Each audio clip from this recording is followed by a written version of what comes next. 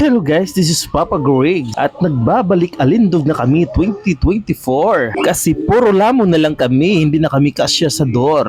Kaya nagkaayaan ng mga barkada na pupunta sa gym para naman daw ay kami ay umislim. At namiss ko na talaga guys mag-gym. Unang araw ko nga ngayon guys, bukas naman maranasan ko na naman ang pain. Yari na naman ako nito back to no. Dahil andyan na naman yung mga barkada ko mga siraulo. Dahil bukas masakit na naman tong chest ko, pipindot-pindutin na naman nila ito.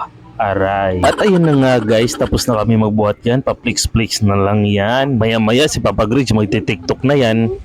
Sinasabi ko na. At syempre pagkatapos ng gym, picture na yan.